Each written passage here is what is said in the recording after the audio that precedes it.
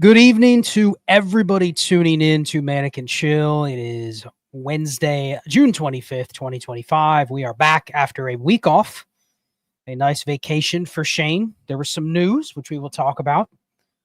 And as you see, we have been cruising along. Shane, we missed you on the Dynasty Deal Show last Friday. Ray GQ filled in. It was a fantastic show. And if you like trades, Dynasty Deal Show is where you want to go. It is a members-only episode that is live on Friday night. You still get the episode a little bit later, but the members get the exclusive access early, and they get it live to where their trades can be answered in real time. So if you want trades, and you want a lot of them, we're getting to the point, Shane, where the membership is high enough now where we had way too many trades. We had to say, hey, we'll hit you in the comments later because we could not get to 27 trades in one night. But yeah, if you want trades answered, jump in there. I usually post the stream on Friday morning and join. There's a link in the description. If you want to become a member, it's $3.99 a month. You get a Dynasty Deal Show every Friday night, and then you get Destination Chill every other Sunday. So you get 6 bonus shows. But more importantly, that is where we are talking trades. So we'll hit some trades off and on Manic and Chill. But if you're not aware, Dynasty Deal Show, check it out, and you get pretty much unlimited access. And if we don't get to your trade on the show, it will be got as a priority in the comments. So there you go. But Shane, you missed a week. You are back. There has been some crazy stuff going on over at DD. We are working on that final touches to the new War Tool, which is not going to be called the War Tool, but it is going to be very cool. It is going to be a game changer in terms of just the functionality of how it operates. You know, it's very smooth. It is very, very straightforward with what you need to do to build your rosters correctly based on your format. So I'm excited for that. But what's good with you, my friend? We did a roster review. We did. But other than that, like, we haven't got to talk a lot of Dynasty, startups, football. What's going on? No, man, look, I've jumped into the Heisman chat the last 3 days, right? It's not always my bag. A lot of times I'm just driving home, but I miss talking about football, so I had to get caught up, jumped into Heisman to talk to y'all. Did get to listen about some crazy startup that you guys are in. But, I mean, last week I just unplugged. I didn't jump in the chat much. You know, I wasn't really paying attention to any football news, world news, none of that stuff. This week, I come back and Aaron Rodgers is telling people he's going to retire this year, and he means it after this year. And Dante Thornton has moved up 87 spots on Underdog and KTC. Is that what's going on? And 27 picks have finally eclipsed 26 picks on KTC. I saw that tweet earlier. Surprised. Oh, I didn't see that. It took that long. I mean, that's been a theme with 27. I got to get those 27 first. I mean, we joked about that months ago, but you're saying it actually is come to fruition. Either it said it is or it's about to. It's on its way. Either way, it will be. You know what I mean? Yeah. Well, let's talk about the news. I mean, I don't want to take too long talking about Nick Chubb, J.K. Dobbins, and Aaron Rodgers, but yes, J.K. Dobbins, I believe. I've done a bunch of DraftKings best ball tournaments recently, and he is, I believe, like RB 42 now. RB 42, 44. I mean, he's in the expensive backup range, right? And that's not bad. It's high enough to where people can squint and say, I actually think I might be getting a starter out of this. You know, if they're anti RJ Harvey, they're into J.K. Dobbins just because of the situation, whoever the hell it is, people figure they're going to be carried by the situation. So what's your thoughts on that one first? I mean, I have my opinions, but I don't think it's game changing, but it does make you feel pretty good about maybe a decently talented running back in a great spot. What's your thoughts? I remember I was doing an episode on Shane Says, I don't know, a couple months back when Najee Harris just first signed with the, what do you call those people? Chargers. The Chargers. And the theme going into it was basically going to be like Najee Harris, is going to crush it because J.K. Dobbins sucks. And then I looked at pretty much all their advanced metrics, and J.K. Dobbins was better. So, I mean, J.K. Dobbins isn't bad, right? His issue has always been health. I don't think he can carry, and I don't think this is breaking any news, he can't carry a full 20-25 touch workload. but there's no reason he can't be in that 12 to 15 range. But that doesn't mean that RJ Harvey can't be in that same range, if not a little higher. Yeah, I think the take on Dobbins was before you were kind of wondering, is he a guy that's going to get squeezed out? You know, there was the talk because the Chargers used that unrestricted free agent tag on him, which essentially put some pressure on him to either find a deal or he's going back there, which obviously would not have been great for any of the running backs, right? No. Like he's probably too good to go to the Chargers, but not relevant on the Chargers. So it was one of those where you didn't want to see that happen. But he landed in probably one of the top 5 or 6 spots for a backup right now. And he also landed with a prospect that a lot of people like, but there's some people that don't. So I think it's one of those bets where I'm big about. One of the things that we can talk about later in the show is when we get to roster cloggers, you got to be creative, right? You have to play to your league's market. And so there's going to be leagues where backup running backs are not that valuable, right? There's going to be leagues where somebody really, really wants to get RJ Harvey or they really want to get this player. Mm-hmm. You have to be willing to zag and say, why, if you had J.K. Dobbins on your roster or you were considering accepting him in a trade of some sort of package, right? If you think it's a good deal, you really have to think about, like, why do I have him on my roster? What type of roster does he fit on? Because I think you're right. There's nothing that you could do to convince me that he is going to be just the starter and he's better than RJ Harvey and he's just going to be the guy, right? But you don't hope for that when you're drafting RB 45.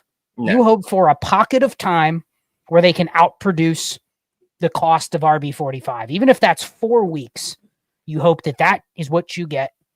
And more importantly, it's clear when you need to use it. You know what I mean? You get a couple weeks where, you know, he's getting a little more work because of this or because of that, and you can actually use it.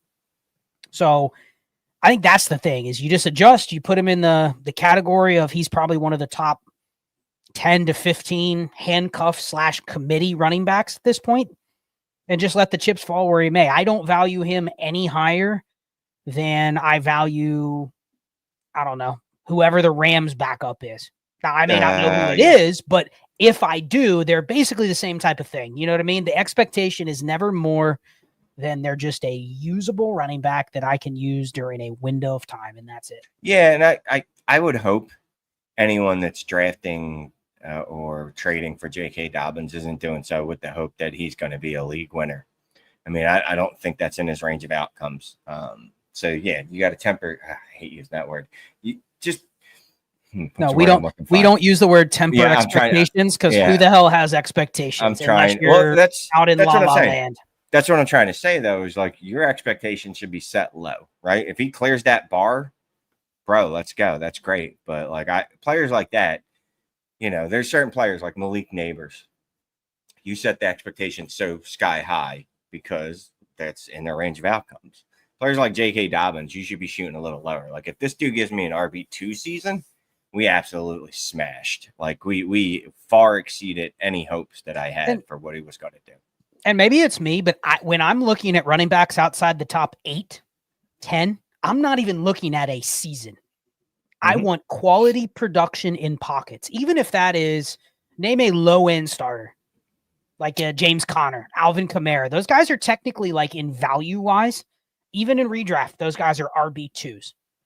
I don't need a top 5 season from James Conner. You know what I need? I need a floor of touches that I know, because he's a good running back, he's going to give me X amount of points. But really, that's not what I want. What I want is that to translate to a pocket of time where he's giving me great production, right? He's not my RB1. But there's going to be pockets where he might be my RB1 for 3 weeks in a row. You know what I mean? That's what I'm chasing. I'm not chasing a RB2 season from J.K. Dobbins. I'm chasing a month stretch where he's an RB2. And that's good enough. So I was going to ask you, like, we'll get to Chubb in a second. I think he's maybe a tempered version of J.K. Dobbins. But we've used tempered twice. Do you buy a guy like J.K. Dobbins? Is he a guy you can even buy right now? Because he feels like the person that has him thinks they have found money and they want to try to profit, especially if they see him the way that we do, where it's like, yeah, he's a nice 3rd or 4th or 5th running back on a team. Is he a guy you even buy once news like this happens, or is it more sell or hold? No, absolutely. You should not be buying. We talk about this every year, right? And J.K. Dobbins is a proxy of other players. you could also say the same thing about, and we talked about in the Heisman chat, about Anthony Richards right now or Kirk Cousins, right? You're supposed to buy them before something good happens, not after. Because then you're paying the full price for whatever they are. If I have J.K. Dobbins on my team and someone goes, all right, well, let me get him for a third, I'll go, no. You know, that's when I'll set my expectations like, no, this guy could be this and that and that. So I'm not going to give him up just for a third. But so okay, I'm going to push back on that. How do you circumvent that then? Because there's plenty of players that nobody would buy when they're not in a situation that people can forecast could be okay. And then all of a sudden it's too late. You know what I mean? Like that happens all the time. Like there are players that get moved or players that get signed and you go, oh, the situation didn't exist. And then all of a sudden it exists and then you don't want to buy because it's too late. Well, you should have already bought those dudes before the good news happened. There's some people like you can see, like players like J.K. Dobbins, Kirk Cousins, Graphic 13 mentioned Steph Diggs, right? Better example. Are you buying Keenan Allen right now for a third? There you go. Perfect. Yeah. Amari Cooper for a third. I'll say this: if these are players that you would be willing to buy once they sign with a team, then yes, you should be doing that. Now, Amari Cooper, no, I wouldn't give you anything. But that's a player take. Yeah, that's a player take. I think he's done, and I think Keenan Allen's not done. The point is, if Amari Cooper signed tomorrow with the Steelers and they say he's their wide receiver too, you would say, well, it's too late to buy him because the guy that has him is going, dude, he's going to get 100 targets, and I'm not paying for that because I don't think he is. You know what I mean? It's a player take. Exactly. See, and Crispy says, I'm not calling him out, but like a lot of people think this way. Players not on a team, I'm not buying for a third. And then all of a sudden, J.K. Dobbins, who wasn't on a team for 2.5 months, all of a sudden lands in a spot where he leapt, 15 other handcuffs the second he signed with Denver. He leaps half the guys you would have clearly taken over him before he signed. So I think it comes down to, obviously, position matters here, right? A running back can go from the street to a backup overnight, and it totally changes whether you would want to add him to your roster. Absolutely. But I just think we don't get ahead of things because I just named 2 players in Keenan Allen and Amari Cooper, and most people are like, what do I do with them if they're stuck on my roster? And you feel paralyzed, right? Like you can't do anything because nobody's buying them. But then you just said, well, I wouldn't buy them, and don't wait till their situation changes and then buy them then because that's the sucker bet. So which is I've got 19% rostership of Keenan Allen. I'd say that's a pretty high rostership for a player that's not on an NFL football team. Well, when we did our roster thing the other day, wasn't half our teams had Keenan Allen at the bottom of them? Yeah. I mean, because there's absolutely no way I'm cutting that dude. Absolutely no way. He is going to be on my roster until what's the first day of the season? September 3rd? Thursday after Labor Day, whatever day that is this year. Then he'll be on my roster until such time as the season begins, and he's not on an NFL team. September 4th. That's the opening day. He'll be on my roster at least through September 3rd. Okay. Any other examples you can think of this? And then we'll move to Nick Chubb because I think the conversation is pretty similar. But let me ask you this. Here's one. Would you buy, and again, maybe if a guy is a free agent, he's more likely to move teams. But there's plenty of running backs right now that are probably the number 3 on their team that easily could be in this conversation maybe next year. Maybe you have to wait till next year to get a backup running back. And I get it. It's a very low-level transaction, but I don't see anybody out there saying they're buying Devin Singletary. I don't see anybody out there buying Jerome Ford. I mean, those guys are players that people see as they're the RB3, right? Why would I want that guy? Yeah. Now, I would take them on my roster, but you're not giving a pick for those guys, are you? I'll give a pick up for Singletary and Ford. You'd give a third for one of those guys? Yeah. Okay. Well, then you should have 100% of both because I think most people that have them are like, shit, they turned into the RB3. I don't like him anymore. There's the non-zero chance that Cam Scadaboo's not very good at the NFL football. It's a lot easier to run people over in college than it is the NFL. When you're not fast and you're not all that strong, meh, I don't know about your chances. But anyway, that's neither here nor there, specific to him. But Ford, I wouldn't.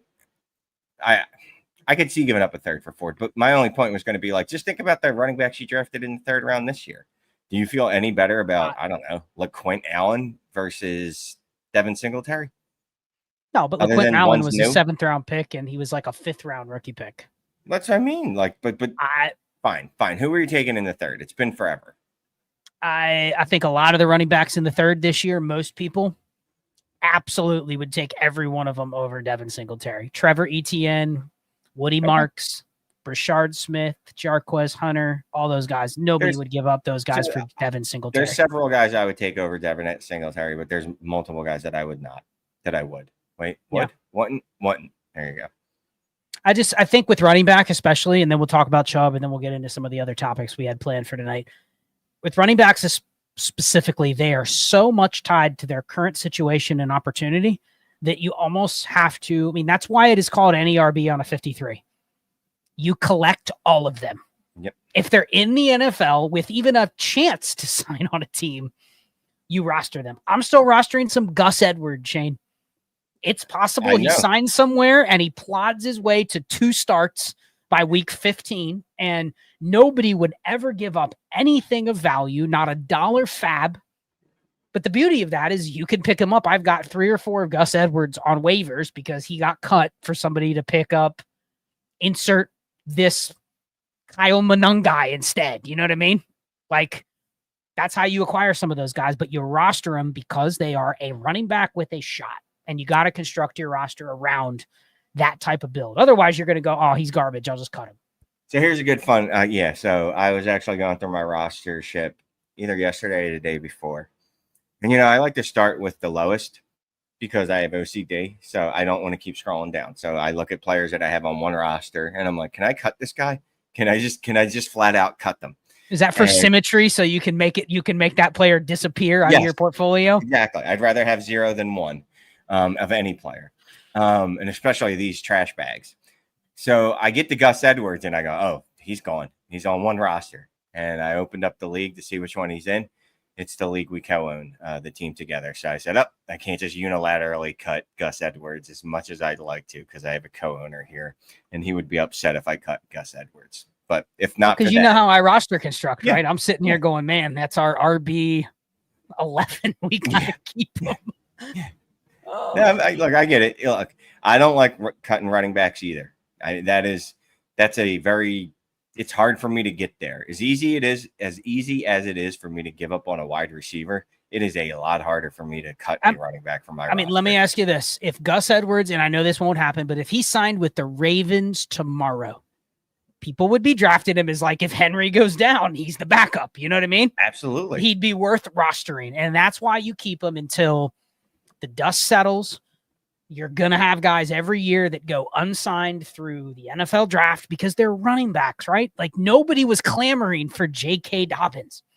He had to basically wait till everything landed, and then like 2 teams were interested. You know what I mean? Mm-hmm. And that doesn't mean he's not a good running back. He's just not a scarce asset, especially in a class like this. So Nick Chubb.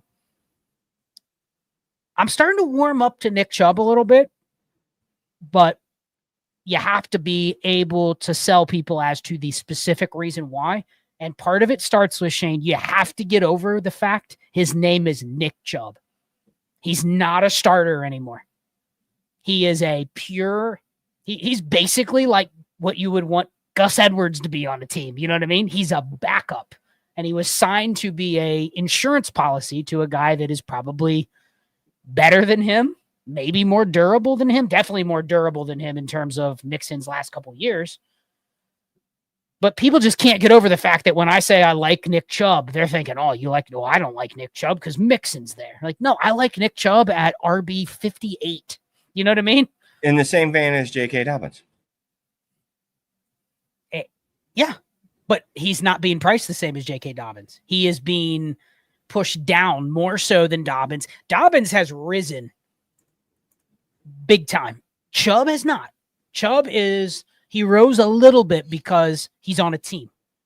But other than that, He hasn't gone anywhere, but kind of stay stagnant, even though he's on a team. There's a comment in the chat from blah, blah, blah, blah. Where'd he go? Someone talking trash on him. Chubb ain't Gus Edwards. No, he's not. He's much better. And Mixon is constantly and currently injured.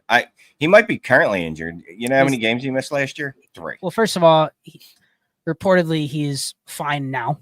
Okay. It's also June, so there is no such thing as currently injured.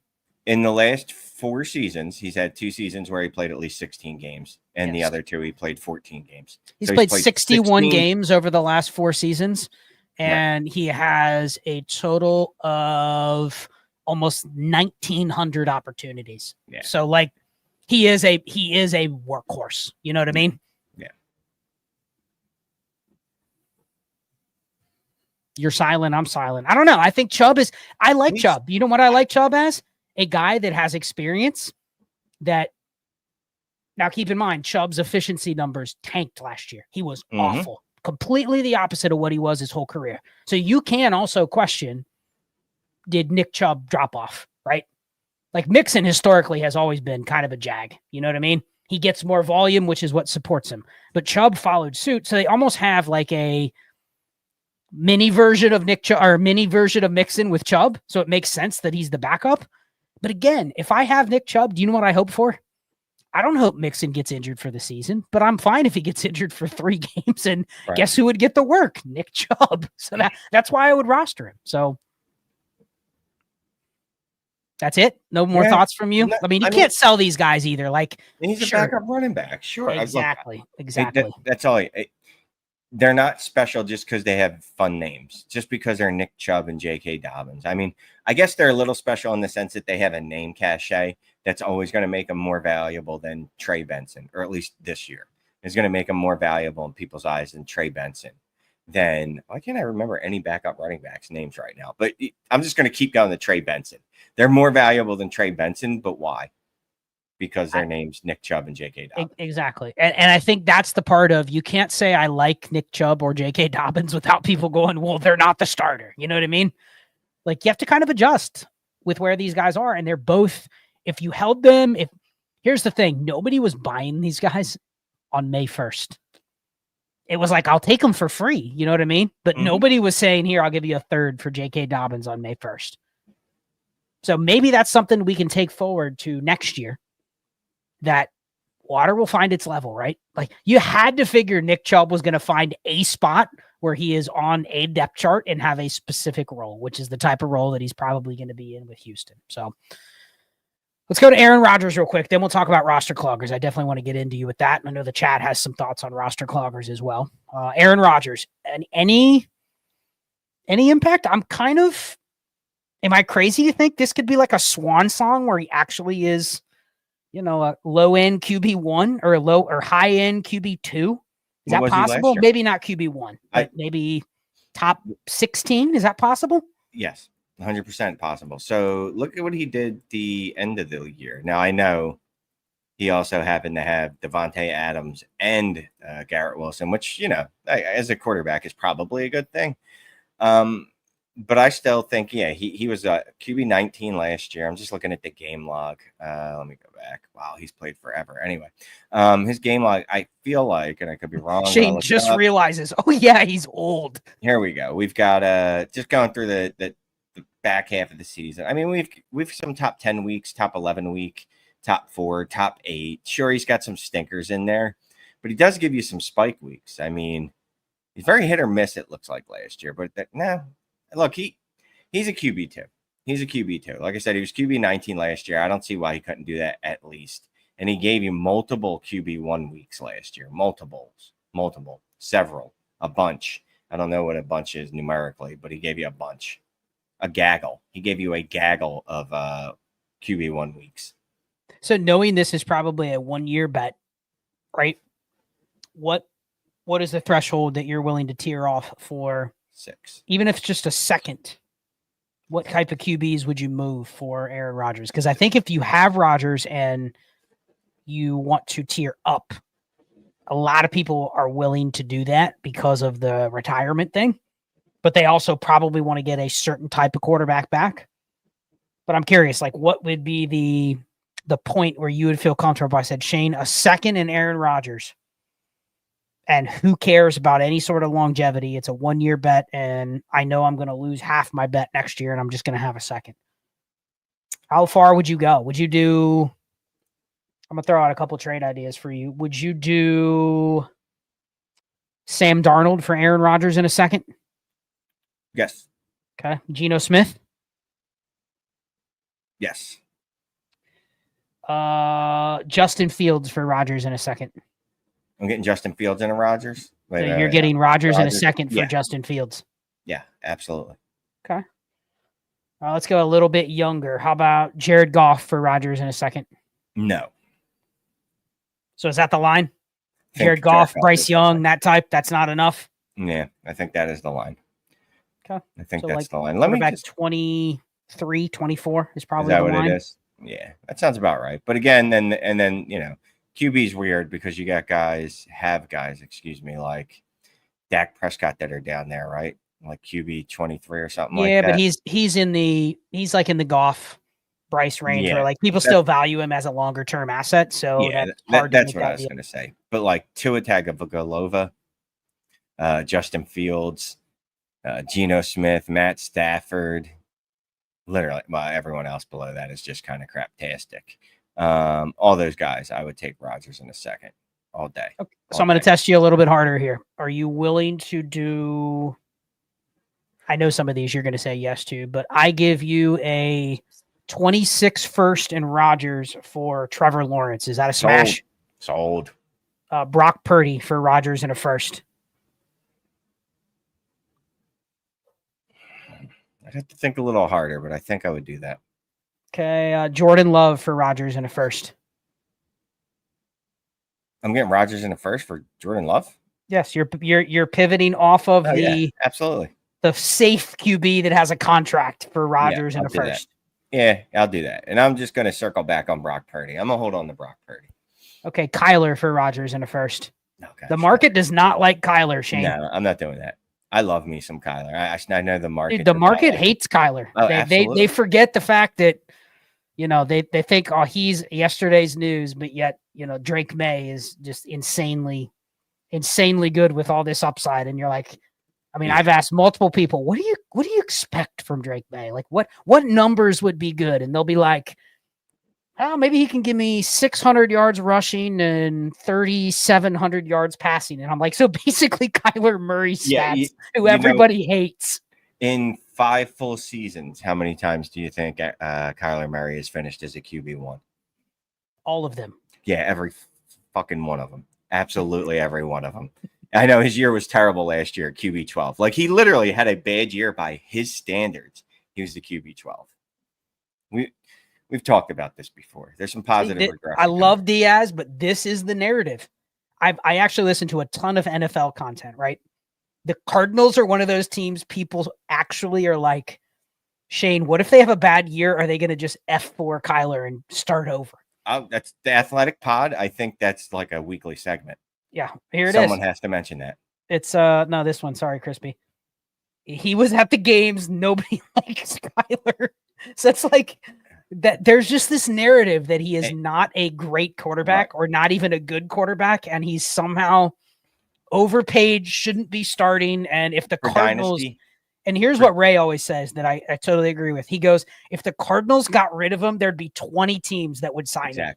So it's like people think, oh, he would just not start. It's like, no, half these teams would dump their QB to get him. Cleveland would go, oh, can we get him for 2 firsts? Thank you. Pittsburgh would go, can we get him for 2 firsts? Thank you. Every one of those teams, Jets, all these teams would do it. People are like, oh, Kyler sucks.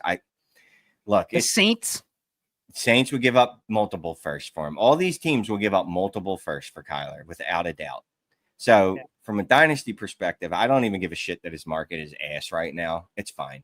You know what I mean? I continue to roster him at the highest rostership of any of my quarterbacks. Here and there, I'll pivot off of him if I can, get to a Jalen Hurts, or if I can get a pick at it to him and get like Caleb, or pick at it to Caleb and him. But most part, I'm good with Kyler because, sure, let's say Arizona wakes up on January 18th, and they're like, all right, we need to get over this this Kyler Murray experience. Like you said, like Ray says all the time, there's going to be 20 teams that immediately pick up the phone and go, what do you want? What do you want for him? Because we will give it to you. Well, let's be realistic. You wouldn't like that if you had Kyler, right? Like, you don't want that to happen to your players, but the decline isn't, we fear this rapid decline where just the entire floor falls out from under us. That's probably not what it would feel like. You know what I mean? He would go somewhere else. You wouldn't feel as good about him, but it wouldn't be like this death sentence where all your Kyler shares are dead. It would be a lot smoother. You would have more time. You'd have more outs. You'd be able to have information to make decisions on. So sometimes we panic and push a guy down to, what is he, QB 17 now on KTC? Matter of fact, let me see 15, 16, 17. Like he just drops like a spot 15. every month. He's below JJ McCarthy, Jordan Love, CJ Stroud. These dudes can't touch his jock. Are you kidding me? Get out of here with this, dude. Anyone, I think I have CJ Stroud on one team. I'm going to go offer CJ Stroud for Kyler in a second. That is just insulting. I mean, read this comment you put up. That is how a lot of people treat Kyler. And I was working on a deal the other day where Kyler is my second quarterback with Josh Allen, and the guy with Justin Herbert was trying to give me Justin Herbert for Kyler and another starter. Yeah, I remember. And he's like, well, Herbert has more value. I go, but dude, like my bets are already placed here. You know what I mean? This isn't the type of deal I'm trying to make. But yeah, a lot of people say that, right? He won't even be on the team next year. Yeah. Boy, yeah. People always ask me what the value is for Kyler in a league that I have him, and I say the price, and they're like, bro, he won't even be on the team next year. But he'll be on an NFL and you want team. him? Why then? Yeah, like that's the other thing. I love when people like they're trying to trade for a player and then tell you how awful the player is when you give them the price. Like exactly. Then why are you trading for him? Stupid. I'm not as dumb as you look. Like I'm just not. Get out of here. He's going to be in the MLB. Yeah. So let's hit this. Let's get into roster cloggers. So first, real quick, Nebama. Starter rank on Dynasty Daddy. Doesn't it feel like it's artificially inflated by teams that just carry a bunch of below starting threshold stuff? Like receiver rooms, you'll see this has the number one receiver room, and it's like, yeah, but that's because they have wide receiver 6 through 12 are all like Wan'Dale Robinson types where they have value, right? Like they have value as like a third, but like just because you have 6 of them doesn't mean it makes your receiver room better. Yeah, and we've seen that, right? So, and it's not that Dynasty Daddy's trying to gamify you. I mean, it's not. It's just it's plugging in values based. But there's no other way it can really do it unless they weighted the starters. Like they have to kind of just go off of a methodology that is consistent from league to league. Yeah, no, and that's fine. But just like any other tool, you just have to look at it critically and understand what you're using. Me and Scott do roster reviews a lot with Dynasty Daddy, so I'd say we're pretty adept at understanding it and using it correctly. I would say, like, just because it tells us that one team has the best starters doesn't mean that team necessarily does, and we understand it. But it generally is one of the better starting rosters in the league, right? It generally is. I think starter rank is very specific, right? It is just measuring the quality of whatever conforms to your lineup. Now, we know that that's not exactly how you would measure the strength of a team. But yeah, I do agree with him saying that the other columns can be hacked. You know what I mean? Mm-hmm. You can see where a team has the 10th best QB room and it says they have CJ Stroud and Kyler, and that's all they have. They're not carrying a third. They're not carrying a bunch of backups that have, 1,200 points in value. It's just they only have 2. Now, what I would push back and say is, in a way, that QB room is kind of weak overall. But at the top, it still has 2 starters, like 2 decent ones. You know what I mean? Mm-hmm. So it's how you look at it and what you're trying to actually measure. So, yeah, hit this one. We did this a bunch. Yeah, we do. This is almost our default. There's a simulator tool. There's simulator tools that I think are a little more accurate for contenders. So specific to Dynasty Daddy, is it the playoff calculator? Is that what it is? Playoff calculator, yep. Playoff calculator, like we like going in there, and you will see, you'll be, this team's got the best starter ranks, but they don't have the highest chance to win the title.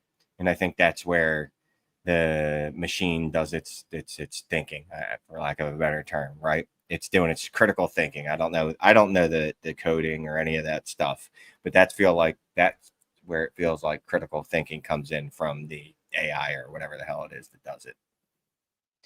So let's move into roster cloggers, Shane. We talked about Nick Chubb and J.K. Dobbins. They're definitely not roster cloggers. They have a purpose on your roster. Yes. Here's a question from Stickman, which is perfect for this topic. I don't know what to do with Deontay Johnson, and I think you could ask that same question for hundreds of players right now that you might be rostering, literally all positions. I think running backs and quarterbacks are very straightforward, right? Like you're rostering any quarterback that could be a spot starter or any running back that could be a spot starter up to the tolerance on your roster, right? You can't roster every one of them, but I don't look at least for me, I don't look at somebody that's rostering, say, I don't even want to say an obvious one, but like Nick Mullins, okay? Nick Mullins is technically the backup on the Jags. And the key there is he's on the Jags in an offense we expect to be top third of the league with a bunch of good weapons. And we've seen Nick Mullins come in a similar situation before and chuck the ball and put up some fantasy points. Yeah. So you could say, hey, if he's a backup and he starts a game or two, he could be a guy that I could either flip or maybe I could even start as a QB2. But he's not going anywhere. He's either the backup or he's not. There is no, is he a roster clogger? So I don't classify a guy like that as a roster clogger. No. You either have him or you don't. And sometimes I'll cut a guy like Nick Mullins if I need a roster spot.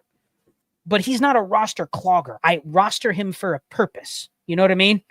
So quarterbacks are usually outside of that definition unless they fall to a place where, I know you would say Kenny Pickett is a roster clogger because he's not even the backup. No, but I would understand why he doesn't fall under that category because he is a backup quarterback, and that's to the, any QB on a roster. We like to get every backup quarterback we can onto our rosters. It's just that he's terrible at football. If he's a backup, right? Right. The thing with Pickett is you're not sure he's a backup. So if you told me I'm dropping him over Nick Mullins, the sole evaluation between the two is not who's better, who was drafted higher, who has more experience. It's which one is next in line, right? And the other one can go. So I don't put quarterbacks as roster cloggers. We already talked about running backs, and is Gus Edwards a roster clogger, Shane?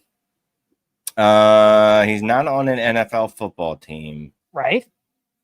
But if you kept him, why would you keep him?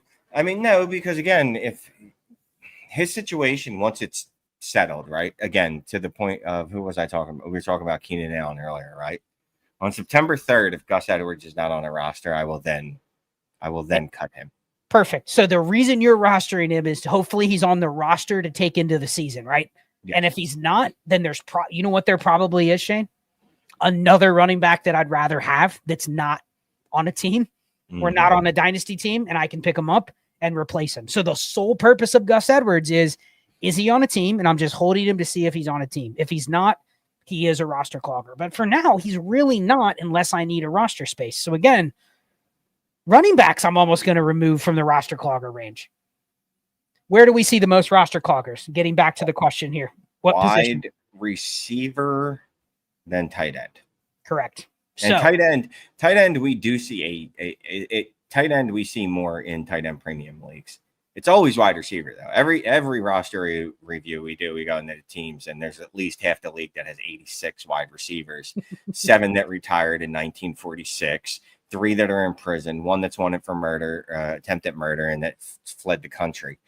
Just anyone that was a wide receiver ever on the roster. And then at least 3 rookies from last year that never even got on the field. Yeah. Roman Wilson, Javon Baker, Malachi Corley. Do you see those guys on every team? Yeah. Okay. Javon Baker. So let's get to a guy like Deontay Johnson. So he's a little different than Javon Baker, right? Because we've actually seen him play before. Yes. But he's also trended downwards for the last couple of years. And there are questions on, is he even going to make a team? Now, how do you treat guys like Deontay Johnson first? So this leads into Keenan Allen. This leads into Amari Cooper. This is Deontay Johnson. This is a bunch of those guys where you're like, I clearly would have rostered them last year. So they're probably just chilling on people's teams. But nobody knows what to do with them because you can't just go trade them, right? You can't just go say, hey, any third, give me Deontay Johnson. You're probably not getting anything for him until something positive happens. So how do you treat guys like this first? Then we'll get into the younger guys.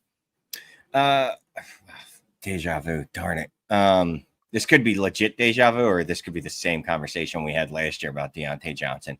First of all, Deontay Johnson, I look at the upside. So even if he makes it to the season with the Cleveland Browns, that's where he's at, right? Cleveland? Yep. What is his upside there? The wide receiver 3 on that offense behind Jerry Jeudy, Cedric Tillman. Okay, fine. Put him ahead to Cedric Tillman. What I will say is, let's forget about upside, right? Like, let's just talk from why do you have, because if you told me he has to hit a certain threshold, like everybody we're going to talk about in this range, 1 out of 100 might hit that threshold. You know what I mean? But in terms of just playing the asset or getting to a point where you could find a place for him at the current market, which is nothing, in place of something else that might have a market. That's what I'm getting at. So continue. No, I was just going to say, basically, to me, he's a roster clogger, right? He's flamed out in three teams now. Was it Pittsburgh, Baltimore? If you count same team twice, I think this will be his 5th team in the matter of about 11 months. Right. And he hasn't even been a productive wide receiver in the NFL in several years. I don't even remember when the last time was. I looked it up the other day and was a little shocked that it had been that long ago. To me, he's actually the early part of 2024. So he was 2023. He started out okay with the Panthers, and then they just that's true. He did entirely. Yeah, he did have a monster game, and we thought it was going to be good. But like, he's been a wide receiver 4 in 23 and 2022, and then last year, obviously. So I don't know, is a wide receiver 4 a threshold wide receiver? Because if you consider that a threshold wide receiver, then sure, you hold on to him with the assumption that he's making the team. And if he doesn't, then he's gone. Okay. So I look at him like, yes, he is below that threshold. It's hard to envision that he gets above the threshold, right? We already can kind of admit he's not going to get to top 24. It's unlikely that we see that type of resurgence from him. So as long as he makes a team and he hasn't completely lost it from what he was from 2019 or 2020 to 2023, where the thing about Deontay is when he's on the field, he can earn the ball, right? We've seen that. Mm-hmm. Whether he still can, that remains to be seen. And I'm not evaluating how good Browns are as a situation. But if he is their wide receiver 2 or wide receiver 3, and maybe they play Deontay and Tillman at the same time, like, I would bet he will get the ball. Now, what does that do for your roster? So let's just assume there is no upside outcome here. But I'm going to give you some names, Shane, that if I told you they just hit their median outcome, you tell me if any of these guys have upside.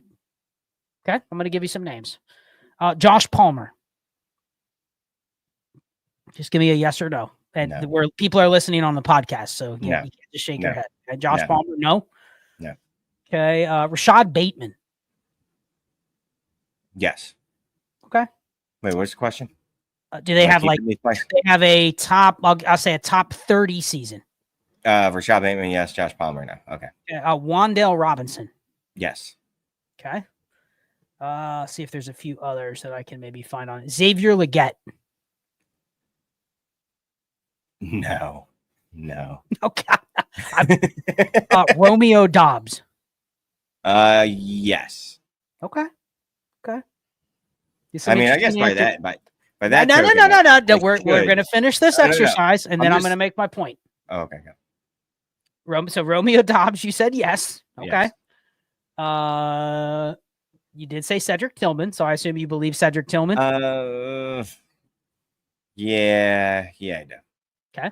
Demario Douglas. No. I think a lot of people would say him over a couple of the guys you've said yes to, but okay. I think that's just because his name's Pop. People like calling him Pop Douglas. That's it. Michael Wilson. Top 30? No, I fell for that last year. Okay. Trying to see if there's any others on here that I'm sure the chat can probably think of a few that I'm missing, but there's some old guys. I'm not going to get to the old guys, but I just named a bunch of players, right? That Can you sell any of those guys that I just named? I mean, like, for anything. Could you get a third for some of those guys I named? Probably. Okay. And in the grand scheme of your roster, what is the difference between those guys and Deontay Johnson? Nothing. I mean, they fill the same position. Okay. So I mean, that is the thought process with roster cloggers, is like, when you're talking this range of receipt. Now, if you sit here and you say one or two of those names that I mentioned, you just know that they could potentially be a top 36 receiver even, then feel free. That's your player evaluation, right? But I think all those guys I named are kind of stuck in the, and I just think of this from a best ball lens. All of those guys I named, Shane, go somewhere between like wide receiver. Hollywood Brown is another one. They all go between wide, and Christian Kirk is another one. They go somewhere between like wide receiver 50 and 80. So they're exactly what you would expect, right? Like a wide receiver 5, 6, 7. Mm-hmm. But nobody with any of those names is going, oh man, that guy's going to have a huge year. You know what I mean? Mm-hmm. So what's the difference? Like, what is the difference between Amari Cooper and one of those guys? And now, obviously, the difference is one is on a team. But the other thing is the spot they occupy is probably has very little use to you anyway, unless you're designing your roster around, hey, because I have some teams where I've gone slim at receiver. Wan'Dale Robinson is my wide receiver 4. Love me some Wan'Dale. I'm fine with that because I'm going to play him, and I'm just going to hope he gives me wide receiver 38 numbers or something like that. And that's the one spot that I'm going to fill for very little equity. And I need to hope that I'm better at other spots to make it up. But aside from that, like if I have 5 Wan'Dale Robinsons and only one spot to put them in, then I have 5 roster cloggers. You know what I mean? Right. It doesn't matter what his name is. It could be Deontay Johnson. It could be Keenan Allen. It could be Amari Cooper. I mean, hell, there's names we haven't even mentioned that could be wide receiver 2s or 3s on their teams. And nobody would ever give him the time of day. You know, Mac Hollins, Marquez Valdez-Scantling. Those guys could be just as good as a couple of the guys I named, and they're, you know, people don't even know they're on teams. So anyway, that's my diatribe on roster clogger receivers. But let's get to the young guys. The youngins. Like I named a bunch of guys that you know at least are like adequate NFL players, right? Like Romeo Doubs he's a receiver that's going to be on a team for a while. But what do you do with the guys that like are all just pure prayer?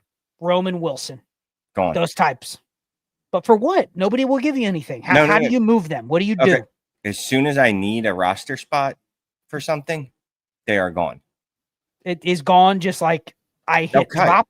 Yes, I dropped them. I need a roster spot. They're gone. Sure. First, I'll offer the league. Hey, you want Roman Wilson for 4? No. How about you? No. Next year's 4th? No. Also no. Okay, fine. He's cut. Do you grind any harder than that? Going. What do you mean? Roman Wilson and a 4th for a third. A third. Sure. Try it. But the problem is so here's the problem with carrying these players into the season is you don't have the time to grind because you're like, oh shit, the waivers are on tonight. I need that player. I need that spot. This dude's got to go. So you don't have the time to grind. So really now is when you have to grind. And this is why it's a grind. Absolutely no one is sitting in at home in their underwear on their sofa going, I really hope I get a Roman Wilson offer tonight. You know what I mean? Like that just doesn't make it move. That doesn't make it squirt. If Roman Wilson became Josh Palmer, would that be a good outcome for him? That would be an outlier outcome based on what he's done. When you ask people about Josh Palmer, they're like, oh, he's garbage. But they'll roster Roman Wilson. You know what I mean? I mean, this goes back to, you remember the episode we did in March where we talked about why you don't take a bunch of 6th, 5th, 4th round receivers? Yeah. It's because the plan with these guys has to be so meticulous that if you see this year's version of, and I know you're gonna hate me for bringing in these 2 names, but these are the 2 names that I think right now hold some, I don't want to say serious value, but they have value in your league. I don't know where they were drafted, but I'm going to elicit these 2 names. Kyle Williams, Jalen Noel. They were both 3rd round picks, but they are much more likely to become Romeo Dobbs and Wan'Dale Robinson than they are anything above that. So if you start seeing the trajectory go towards that, you know what I mean? Mm-hmm. Don't let them get to roster clogger range where you're going, hey, next year, can I get a third? Because people are going to go, no, dude, that guy just had like 15 catches as a rookie. I'm not giving you anything. And so you're forced to hold him into next summer. And you go, okay, he's a roster clogger, which he would be if we were talking about him a year from now. So Yes.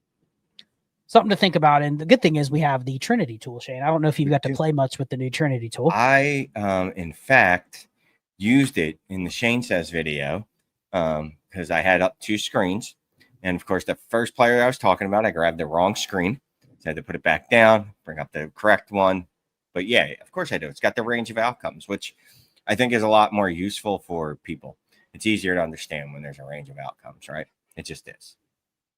Yeah, if you want to get the Trinity tool, it is the way to kind of give a shortcut or hack these discussions we're having at receiver. It can help you. It's a usage tool, so it's not really measuring situation. You have to apply to some context to, obviously certain offenses, certain quarterbacks, et cetera, are better or worse for receivers, but it's a usage tool. Who is getting used in a way that if the positive stuff goes to their side, like the quality of quarterback play, offense, et cetera, the ranges of outcomes might be a little better for this receiver based on how they're being used. But it is not the type of tool that I necessarily need to look at to tell me who's better between Brian Thomas and Malik Neighbors. You know what I mean? Yeah. Where it helps me is, okay, where is that wide receiver 4, 5, 6 that I can go out and play the market during the season? Because there'll be a guy that people like that is getting the same usage as a player that people are like, that guy's just a random nobody. Yes. And that's how you can use it. Like those are the places where you can really dial in, maybe getting an extra second out of somebody or something like that. So ddfantasyfootball.com. It's a really cool tool to get access to the Trinity tool. There's 50% off in the description if you want to try it out for a month. Hey, sell it harder, man. Don't be stupid. Don't be a dummy. Go sign up. You get half off the first month. If you don't like it, you can bounce, but you won't bounce because that's not all you get access to. Not just the Trinity tool, not to the new unnamed War Machine tool. You also get the Discord, which is worth its weight in gold.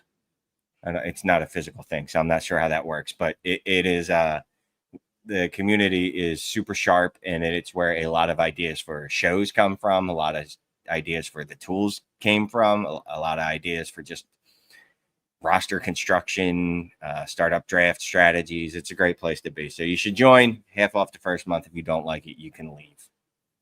That was just masterclass sales right there. Bro, I'm a good salesman. You have to insult people first, right? You insult them and say, listen, if you're too dumb to join, I can't help you. And then you make it sound good. Oh, yeah. The new members only show sales with Shane Manila. You want to learn how to sell anything on the internet, watch this show. There's a bonus perk. Yes, I will start having a sales pitch meeting every Friday where I will teach you how to do sales. But hey, we got a couple of those. What do you call them? I was just going to get to those. Hit them. All right, Brady Pittman, 12 team by 11, 12 by 11 PPR. He sent Godwin, Kupp, Myers, and Monty for Barkley. He now has Barkley, Gibbs, CMC, JT, Pollard, and Najee, who won the trade.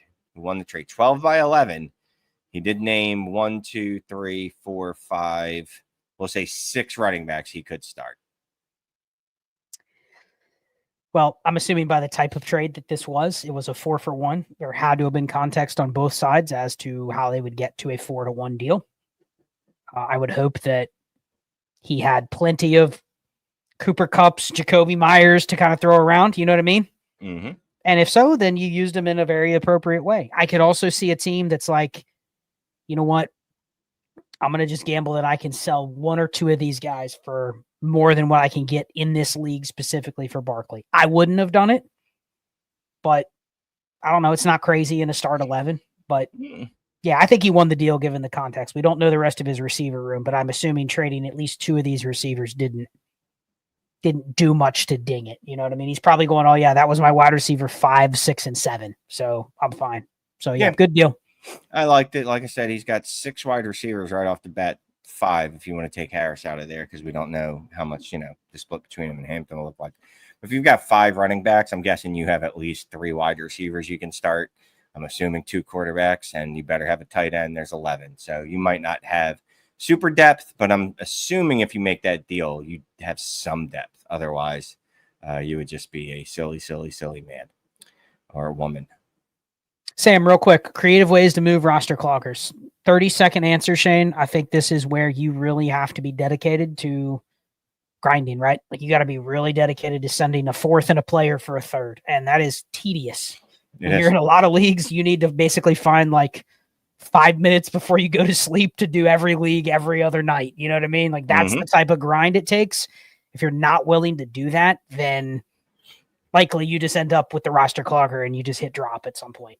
But any thoughts? And I'll say this, it doesn't have to be all done at once either, right? There's tons of times where I start going, oh, I'm going to do this. Like, I'm going to try to remove Roman Wilson for Daniel Jones in every league that I have him in. And I'll get through like 3 leagues and then I'll get distracted and then I'll come back to it later. I like that. I do the same thing. I'll find one specific thing that I want to do and I'll go and just do that one thing. Not because here's the problem. If you find one specific thing, you go, well, actually that other deal could be like that too. And all of a sudden you have 90 deals you need to send out. It's like now you're feeling like you don't want to play anymore. Right. So just keep it simple, stupid. All right. Real quick, buy and sell Travis Hunter. I'm right out of a startup. Why'd you take him if you're thinking about selling him? You know what I mean? Like that feels kind of, I don't know. Depends on the market, but it seems odd to buy in a startup and then all of a sudden think about selling. Why pick him? Yeah, look, I'll sell any player at the right price. You know that. So sure. But has anything changed for you since you pick him? Like, are you looking at him like, oh, I'm a little more scared of him now? Because there are people out there talking like that, be a little wary of Travis Hunter. Maybe he's not as good as everybody thinks because and I think a lot of that's just summertime boredom. He's not on the field. So we need to create some reason to not be excited about everything, Yeah. Yeah. No. All right. We got a super chat. I'm going to bring that up. We got a couple. We got to finish. Jason Hall, 12 by 11, Superflex, tight end premium. He's got Stafford, Tua, Tagovailoa, Lamb, Godwin, Tet, Mooney, Hollywood, Hall, B-Rob, Tracy, McBride. Should he trade Lamb and Godwin for London and Laporta? Tight end premium. Doesn't say what the tight end premium is, though. Probably 1.5. And no, I'm not. I don't view Laporta. Maybe this is a hot take. I don't view Laporta as in the elite tier. I'm basically paying a tax because he is younger than guys 2, 3, 4 years older than him. But like honestly, if I told you Laporta and Hunter Henry, or not Hunter Henry, but how about Laporta and Evan Ingram and Mark Andrews have similar stats, would you be shocked? No. So you're paying the 2 tight end premium. Oh, okay. That's that changes different. It then. Yeah, it's a little different. A little bit. That brings the scarcity argument into play. I think I'd consider it then. I gotta be honest with you. This is really how much do you believe in Drake London trade? That's what this is. Because if you believe Drake London is going to ascend to that CD Lamb tier this year based off what he did last year, based off of his Trinity score, his range of outcomes pretty good. I understand it. So it's one of those, if you can stomach the risk and you believe in Drake London, I'm fine with it. He does say he believes in Drake London. I will say that if you did a startup with these settings, 2 tight end with premium, you might see Laporta get taken before London. So they're actually 2 pretty equal valued assets here. And you're giving up obviously the best asset in Lamb, but I don't hate it. If you believe in London, he says right here, I don't believe that much in Laporta. I do believe in London. So right. I'm a London believer too, so I get it. So I'm fine with that deal, to be honest with you. Yep. I don't know why I always say to be honest with you. It's not like I'd ever be on here. We're like, I'm just lying. Anyway. To lie to you, I'm fine with that deal. Yeah, to lie to you, I'm fine with that. Spock 498. He give Hampton plus DJ Moore for Saquon and Godwin. So basically, am I giving the younger guys for the much, much older guys and his team below? It's a 12 by something. Superflex, PPR, 0.75 tight end premium, start 10, 6-point passing touchdown.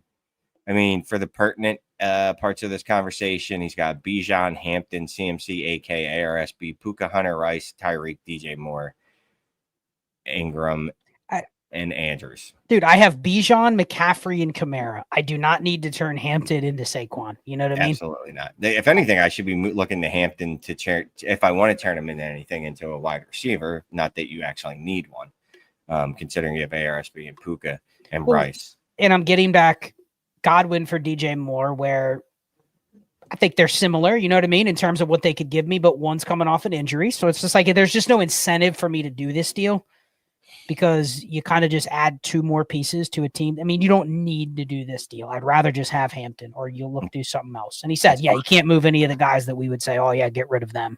Right. And it's a low activity league. Yep. So, I'm fine keeping with what you have.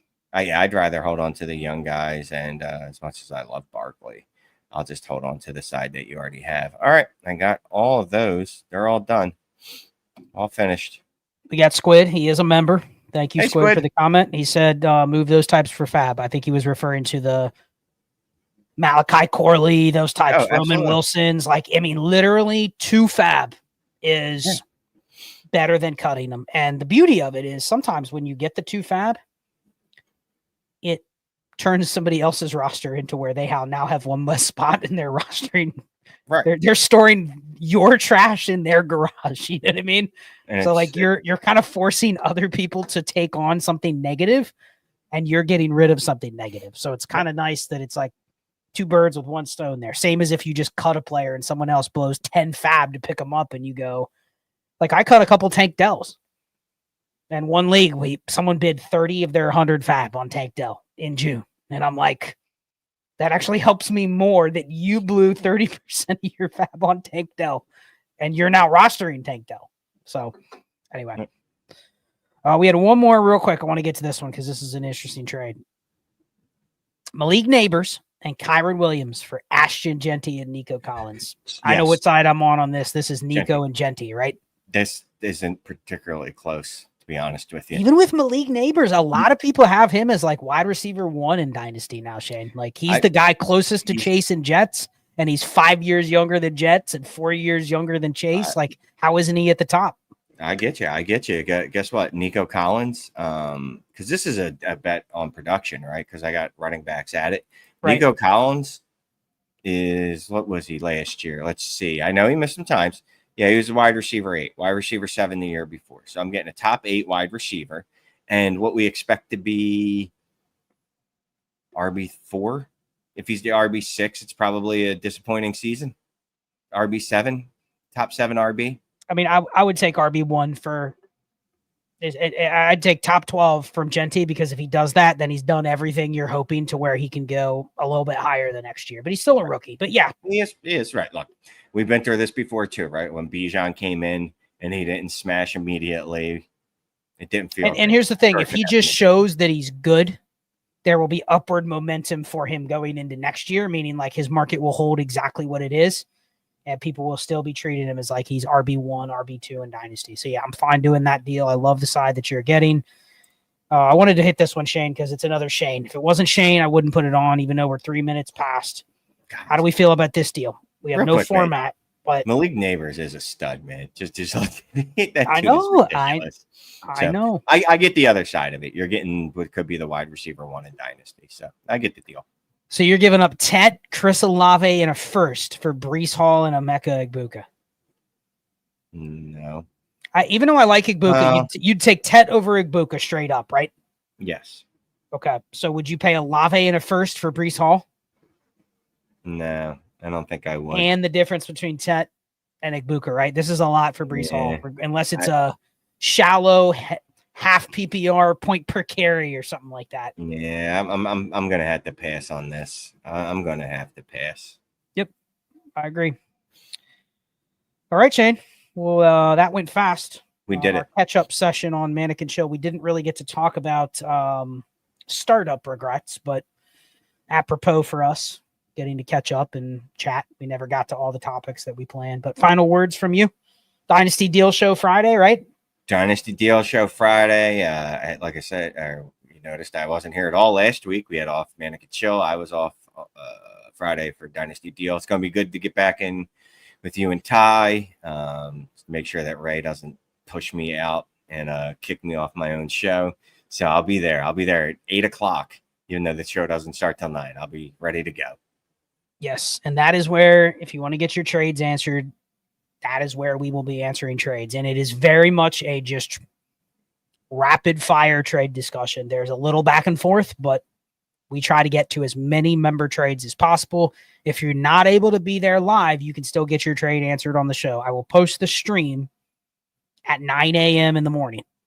So all the members get an alert, and people have just been dropping their trades in all day. So when we start the stream at 9, there's already 18 trades in there ready to go. So it's been really nice. The community is growing like a weed. At some point, Ray brought this up to me. He goes, at some point, there's going to be too many trades, like way too many trades. So, get them in early. And if you don't get them on the show, because there's so many, we will definitely get them in the comments or get them on the post show. But be there 9 o'clock, Dynasty Deal Show. Sunday night, we're doing Destination Chill as well. So you get that every other week. And then if you're not a member yet, you'll get the show the next week when it comes out on the free feed. So that is it. Happy Wednesday, everybody. We will be back next week with another show. Shane, have a good night. And thanks for tuning in. Bye, everybody.